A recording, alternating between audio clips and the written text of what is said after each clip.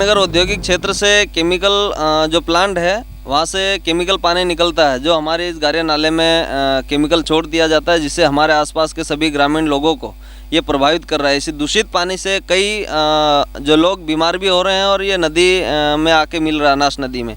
इसी पानी से हमारे गांव के लोग बीमार भी हो रहे हैं और जो हमारे नलकूप है, ट्यूबवेल है, हैंडपम्प है, उसमें भी ये पानी आ रहा है और मच्छी और जीव जंतु इस पानी में जो रहते थे वो सब मर के नष्ट हो गए हैं। और इस पिछली बार कई गाय और जंगली जानवर, मोर और ये राष्ट्रीय पक्षी वगैरह सब मर चुके हैं इससे। कई बार आंदोलन और कई प्रयास करने के बाद भी फिर भी ये केमिकल प्लांट चालू कर देते हैं, तो ये बंद होना चाहिए। यही हमारा निवेदन है शासन से। आज मेघनगर की पहचान आसमान में जहरीले धुएं का गुबार और आसपास जहरीला पानी बनकर रह गया है।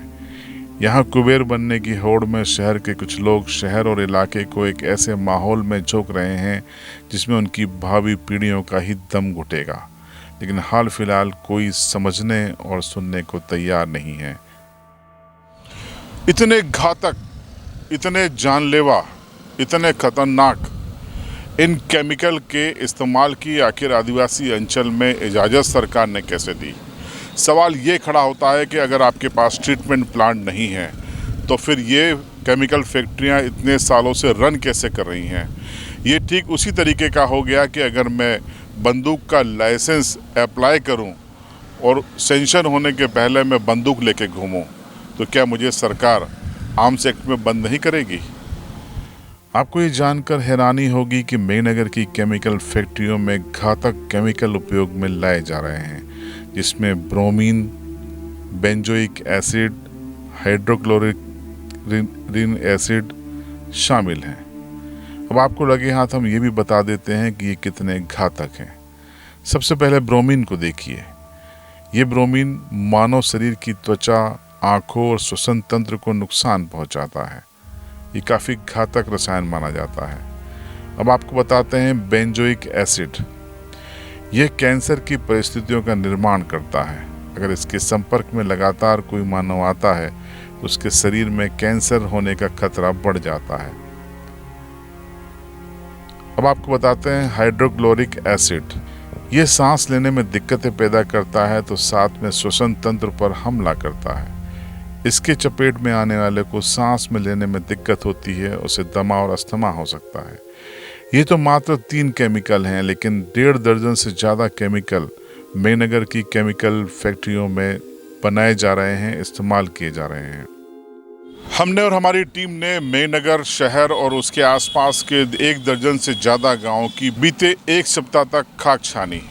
इस दौरान हमने ग्रामीण आदिवासियों से बात की तो मेघनगर शहर में भी लोगों से बात करने की कोशिश की, लेकिन शहर के लोग हमको रिश्ते निभाते नज़र आए। इस मुद्दे पर वो बोलने से बचते नज़र आए। खैर, उनका अपना शहर है, अपने लोग हैं, रिश्ते निभा लें, लेकिन बड़ा सवाल यही है कि अपनी आने वाली पीढ़ियों के लिए वो क्या छोड़ के जाएंगे। मौजूदा हालात, मौजूदा तस्वीरें देख के आप समझ सकते हैं कि मेघनगर और उसके आसपास का इलाका किस ओर जा रहा है। इस पूरे मामले में प्रशासन का अपना तर्क है। प्रशासन केमिकल फैक्ट्रियों के दुष्प्रभावों से अवगत है, लेकिन प्रशासन से ज़्यादा ये मसला मध्य प्रदेश राज्य औद्योगिक डेवलपमेंट कॉरपोरेशन का है, जो कि कुंभकर्ण की नींद सो रहा है। देखिए, सर्वप्रथम मैं आपको ये बताना चाहूँगी कि हर वर्ष वर्षा के दौरान इस प्रकार के इश्यूज़ आते हैं कि पानी में जब भी बारिश होनी शुरू होती है तो फिर लाल रंग का पानी जो केमिकल युक्त बताया जाता है वो रिसने लग जाता है और वो डाउन स्ट्रीम ऑफ अनास में मिक्स होने लग जाता है। वर्तमान में भी अभी चूँकि इतनी ज़्यादा बारिश हुई नहीं है, लेकिन फिर भी इस तरह की जो केसेस हैं वो रिपोर्ट होने लग गए हैं। तो इस विषय में ये सबसे पहले तो आप लोगों को ये बताना चाहेंगे कि हमने MPIDC के जो रिजर्वॉयर हैं जो कि ऊपर टैंक में बना हुआ है, वहाँ से वाटर सप्लाई शुरू किया गया है और नगर परिषद के जो CMO हैं और SDM मेघनगर हैं उनको यही निर्देशित किया गया है कि किसी प्रकार से भी दूषित पानी की सप्लाई पेयजल हेतु या किसी अन्य उपयोग हेतु ना किया जाए। असेंशियली एमपीआईडीसी का जो रिजर्वॉयर है या फिर हमारे जो पीएचई की जो लाइन है वहाँ से पोर्टेबल ड्रिंकिंग वाटर की सप्लाई हो सके। आगे मैं इस विषय में आपको ये बताना चाहूँगी कि जियोलॉजिकल सर्वे ऑफ इंडिया की तरफ से भी एक साइंटिस्ट की टीम हमारे यहाँ पे आई हुई थी, जिनके द्वारा सैंपल्स लिए गए हैं और सैंपल्स लिए जाके वो प्रॉपर दिल्ली गया है वो सैंपल, एंड उसमें जो लैब टेस्ट रिजल्ट वगैरह आएंगे उसके उपरांत ये अभी जितनी जगह दूषित हो चुकी है, क्योंकि केमिकल का कभी भी जब सीपेज होता है तो वो पानी के साथ साथ वहाँ की पूरी जो लेयर्स होती है टोपोग्राफी की वो तक प्रभावित कर देती हैं। तो इसलिए उनके द्वारा फिर उसके द्वारा उनका रेमिडियल ट्रीटमेंट या मेजर्स क्या लिए जाएंगे इस विषय में भी उनके द्वारा एक्शन लिया जाएगा भविष्य में।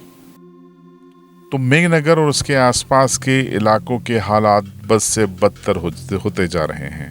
हर बारिश की यही कहानी है। किसी ज़माने में सियासी दलों ने जीवन बचाओ आंदोलन किया था, लेकिन रहस्यमय ढंग से उसके बाद उन्होंने चुप्पी साध ली थी। सभी जानते हैं कि वो रहस्यमय ढंग क्या था, लेकिन सवाल ये है कि आखिर इस समय मौजूदा राजनीतिक दल चुप क्यों हैं, खामोशी क्यों ओढ़े हुए हैं। विधानसभा में मेघनगर की केमिकल फैक्ट्रियां कभी मुद्दा क्यों नहीं बनती, लोकसभा इस पर खामोश क्यों है। सवाल ये भी है कि पैसा एक्ट में बनी ग्राम सभाएं आखिर कब इस मुद्दे पर एक्टिव होंगी।